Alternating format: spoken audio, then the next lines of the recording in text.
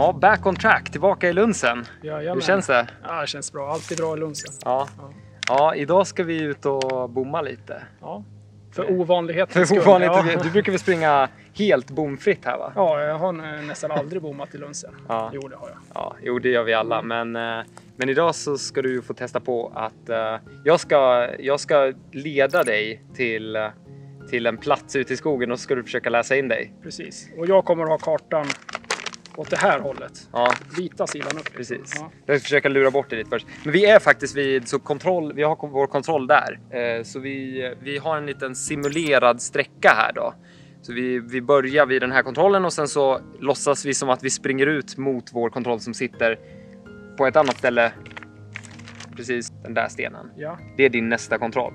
Och sen så kommer jag någonstans längs den här vägen då att släppa dig så du får försöka läsa in dig där. För du har sprungit och sen så har du tappat bort dig lite och så det är en ganska stor zon här som jag får leta. Precis, exakt. Men du vet ju vart du är på väg då liksom. Ja. Men ja, jag tycker vi kör iväg och så kan vi snacka lite längs vägen också sen, yes. när det blir bortlurat. Ja, tack. Ja.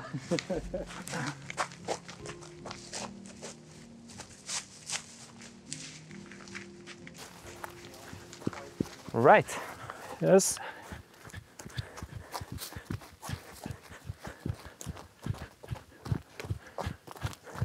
Ja, hur brukar man tänka nu då när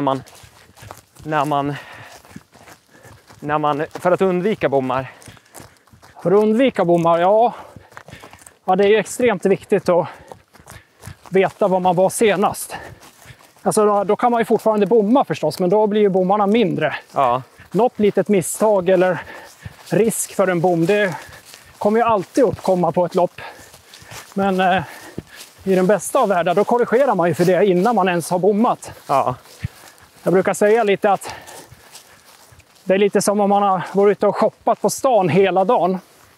Det brukar jag i och för sig inte göra så ofta, men om man har vantarna med sig och kommer på att man har lagt bort dem någonstans under dagen. Ja. Då är det ganska dumt om man kommer på det vid 4:30. Och så händer det någon gång under hela dagen. Ja, just det. Men visste man liksom att det hade hänt på senaste 10 minuterna, men då har man nog ganska bra chans att hitta dem. Lite så är det ju.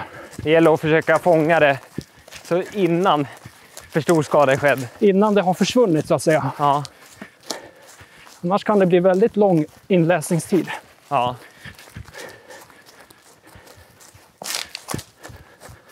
Det är ju fint. Ja. Ute på det nya området idag. Jag skulle säga det är inte irrelevant heller. Det är lite så här det ser ut. Ja. En ärlig bild av nya etapp 3 kan man säga. Ja. Så nu springer jag och tänker lite grann på hur det ser ut här utan att kolla på kartan då. Ja, är det tillåtet eller? Ja då, det är tillåtet. Det är ju ett viktigt redskap för att faktiskt kunna läsa in sig när man väl har bommat. Tänka tillbaka på vad man har sett. Just det. Kommer du ihåg någon bom som var din största bom här i Lunsen? Ja. Alltså jag kommer ett minne jag har här. Den här första nattorienteringsträningen för säsongen. Ja. Det var väldigt länge sedan, men då jag försökte väl köra på i ganska bra fart. Det var en långsträcka till första kontrollen. Ja. Men jag blev liksom stående, så då var den här cirkeln, vad jag skulle kunna vara, var ganska stor. Ja. Och det här var mer i södra delen av Lunsen. Etapp 4 kanske. Ja. Men där blev jag stående ganska länge, typ en kvart kanske. Ja, just det. Det var ingen kalasstart på den träningen. Nej, det förstår jag. Ja, jag har gjort någon riktig bom för. Det är oftast är det liksom när man gasar på för snabbt. Ja. Tänker att man löser det senare. Ja. Nej, men ofta händer det också på längre sträckor. Det har vi varit inne på förut, men det är sant, tror jag. Det är lätt att tappa bort sig ordentligt på de långa. Jo. Medan de korta sträckorna kan ju fortfarande vara bidra till bommar, men det är kanske på de långa som man tappar bort sig rejält. Jag noterar att vi sprang igenom en myr nu i alla fall. Ja. Den var nästan omöjlig att missa. Ja. Det kändes liksom med knälyftet lite grann här. Och det finns ju ett par stycken här i områdena. Tyvärr är det inte så enkelt så att det finns en då.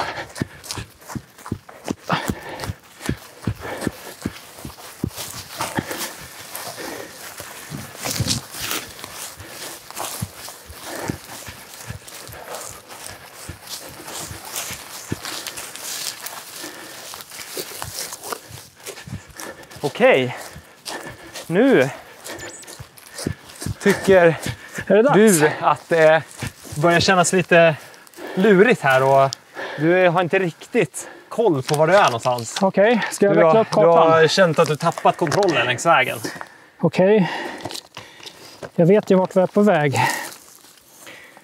Jag kan ju inte bara kolla på kartan, jag måste ju kolla runt omkring mig. Stor höjd. Kan det där vara en brant? Kanske.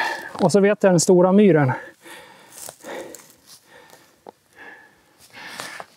Nu har jag en liten idé, men då vill jag se en sten här någonstans. Men den ser jag ju inte.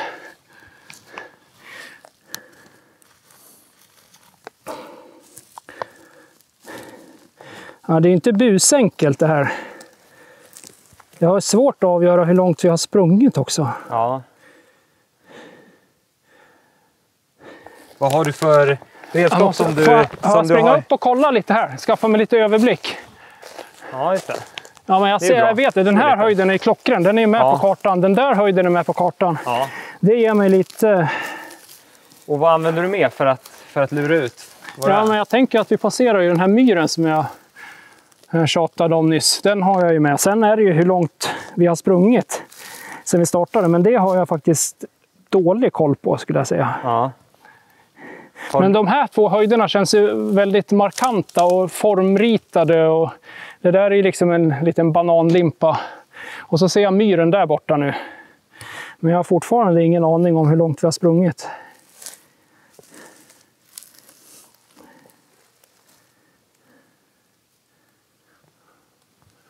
Det ser ut som det är en sten på baksidan där.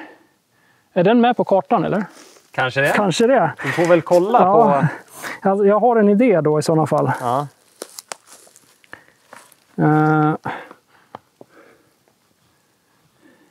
Ja, men nu tror jag att jag vet vad vi är. Ja. Jag surrar ju om att det kunde ha varit en brant det här som vi stod vid. Och det tror jag att det var. Ja. Och jag tror att vi är där då. Ja, just det. Ja, det är faktiskt helt korrekt. Ja. Uppe på den höjden. Den ser inte riktigt... Man skulle kunna tro nästan att det är en gul höjd. Ja. När man står uppe på den så... Ja, jag tänkte nog att det skulle vara vit. Men jag trodde inte det skulle vara en hjälpkurvshöjd här. Men det var ju en höjdkurva nedanför här också. Ja. Det tog ganska lång tid. Men det är en liten sten där. Och den är ju ganska viktig för... Ja. För det är inte... Stenarna brukar oftast vara ganska distinkta här, eller hur? Ja. Ja, men det där är ett exempel på... Hade jag vetat var jag hade varit, då hade jag ju sett den där stenen. Nu tog det ju lång tid innan jag såg den. För jag visste ju inte att det skulle finnas en sten där. Ja. Så därför var det inget som jag reflekterade. Jag pratade om en sten, men det var att jag kollade på ett annat ställe på kartan. Och trodde att det kanske skulle ligga en där nere då. Ja. Ja, ska vi köra... Och nu när du har hittat var du är någonstans, vad gör du då för något? Ja, men då gäller det att kalibrera sig lite grann här. Det är ju lätt att man blir hetsig. Okej, nu vet jag vad jag är. Ja. Nu kör jag. Ja, nu ska jag ta igen lite tid. Ja. Klassiskt misstag. Då blir det liksom dubbelfel ofta. Ja. Så det gäller att vara sansad och orientera fram till den rätta punkten. Ja. Jag har ganska långt kvar till min kontroll. Ja, det är en bit kvar. Ja. Vill du bomma en gång till kanske? Ja, men vi kan testa. Jag känner att jag vill vara lite bättre stav till stav, eller vad man ska säga. Ja, just det. Ja, men då kör vi vidare, tycker jag. Då viker jag ihop kartan. Ja, gör det. Inte tjuvkika något. Det var ganska kul det här faktiskt. Ja, det är så här bra träning. Lite grann så. Men finns det inte en träningsform som går till precis så här? Finns det det? Jo, men det heter något så här... tennis-OL kanske. Så är det liksom ett slag. Ja. Nej, jag kommer inte riktigt ihåg hur det funkar. Jag känner igen tennis-OL, men... Ja, nej, tennis-OL är något annat. Kan det vara golf-OL kanske? Ja, okej. För varje gång man inte klarar och pekar ut vad man är på en viss sida, då får man liksom ett slag. Plikta lite. Ja, okej.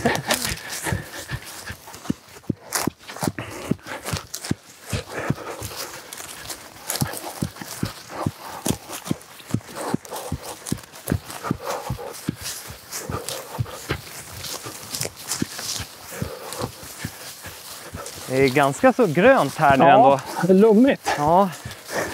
En riktigt härlig skog alltså. Ja. Och orienteringsterräng. Ja, det är det.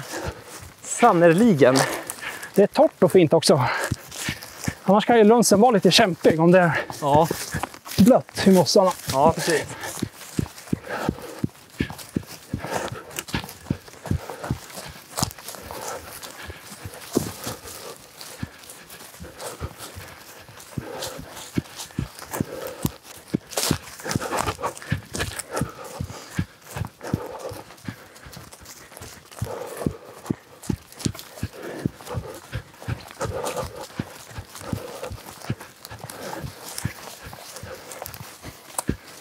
Nu har jag tagit bort mig lite.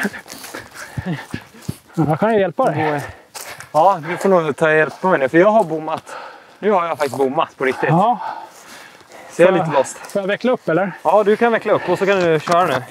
Jag hade lite svårt med riktningen här bort. Det blev lite riktningsändringar där. Ja, jag misstänker det. Ska jag börja med att kolla Jag lurar där bort vi mig var själv. förra gången? Jag måste hitta den punkten först också. Var vi var då, så att säga. Där var vi. Kommer ju upp på lite... Vi sprang ju igenom ett ganska lite mer Ja, nu tror jag att jag faktiskt har koll. tätbevuxet område.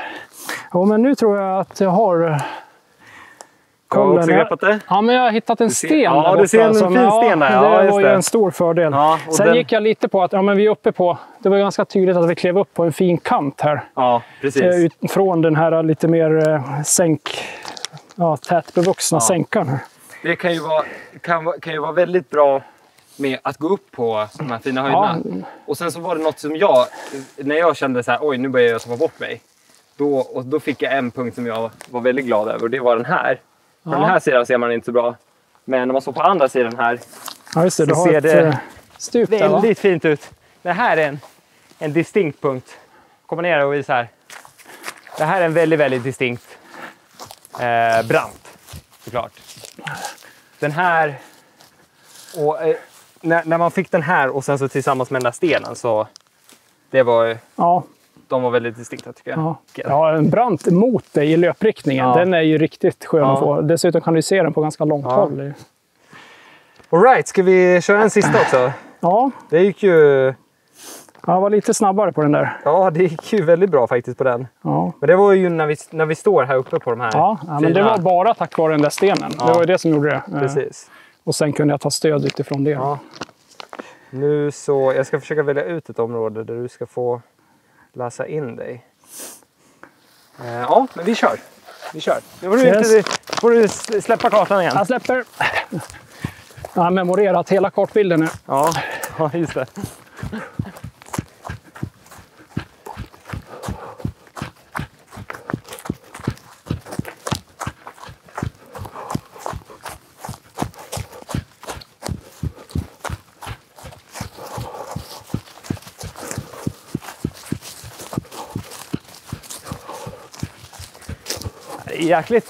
Jäkligt god kväll idag ändå. Ja, här är nästan vad jag skulle säga är den perfekta orienteringstemperaturen eller orienteringsvärdet. Tyvärr kommer det nog vara lite varmare för er deltagare sen när ni det kommer springer. nog bli. Det är den här sköna svalkan som man nästan bara kan få på en kväll. Ja, Sommarkväll naturligtvis. ja, precis. Ja, det kan finnas ett par bistra lite Vinterkvällar. vinterkvällar. Ja, precis. Ja, och då är det inte riktigt lika gemytligt, men lunchen kan vara fint då också. Ja, sin charm också.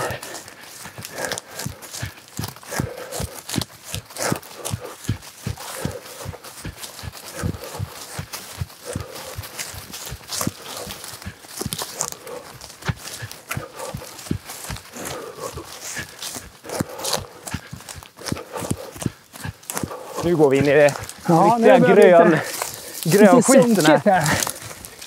Jag försöker lura bort det helt. Ja.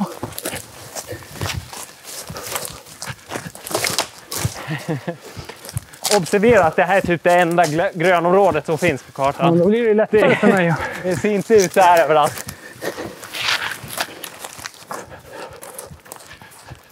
Nu så. Är vi igenom det värsta här tror jag. Skönt. Jag får ju se till om du ser någon fin detalj här. Ja. Just nu tänker jag mest på fina öppna höjden som kommer här framför. Ja, precis.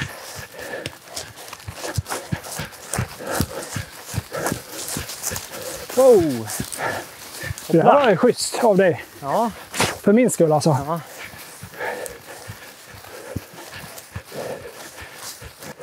Eller inte dumt eller? Nej. Känner att pressen på en snabb inläsning ökar nu. Ja, precis. Ja, det var ju snäppet bättre förra gången så ska vi kunna köra lite snabbare den här gången också va?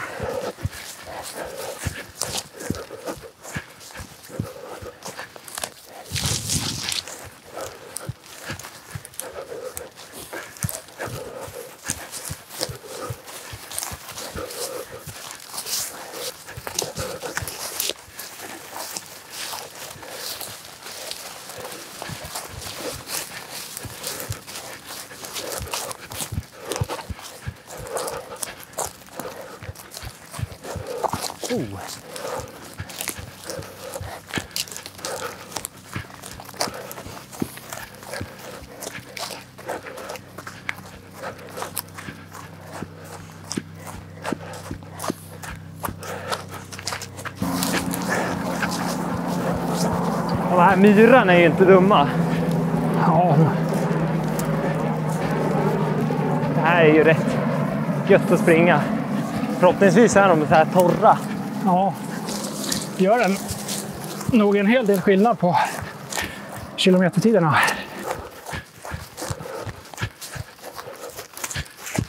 Oj. Riktningsändring. Det blir lite filtning här. Har du sett några kantareller då? Ja, några stycken faktiskt. Jag har lite flashbacks sen vi stod där ute i, vad var det? Oktober, november någonting va? Och också kantareller. Vilket avsnitt var det? Ja, det var ett ganska tidigt avsnitt. Det var ganska kallt. Okej. Det var nere i Kärdelexbergen tror jag. Ja, just det, just det. Där fanns Ja, så mycket just kantareller. Just det. Ja, vad fint. Det är ju rätt bekvämt att springa i Lunsen när det är lite mindre löv. Ja, Lite färre löv. och det är det. Frodigt och lummigt kan man säga. Ja. Okej. Nu tror jag att... Jaha, är du nöjd? Nu tror jag att jag är nöjd. Okej, det kändes som det var lite zigzag här. Ja. Jag noterar ju att vi passerade en stig. Ingen panik här nu. Nej, nu gäller det att vara strukturerad. Vi står ju nere i en mosse med ganska dålig sikt här. Var det medvetet val eller? Kanske. Kan vara så. Alltså jag skulle ju... Det ser ut som det kanske går en stig alldeles här bredvid. Ja. Faktiskt.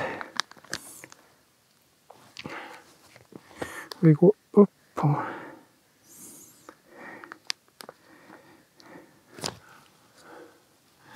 Man kikar lite här borta. Ja, Jag måste läsa in mig.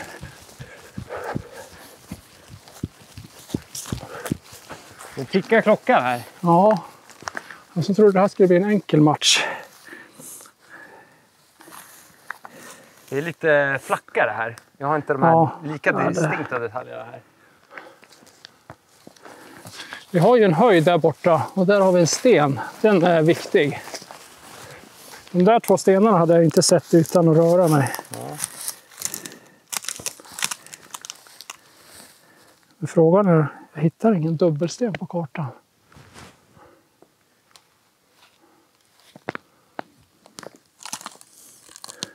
Det här känner jag att jag borde ta nu. Jag vet ju att vi passerade myren. Är det verkligen två stenar det där?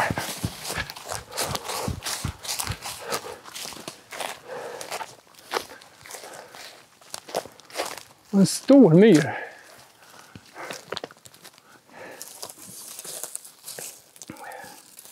Klipper ni lite i det här sen?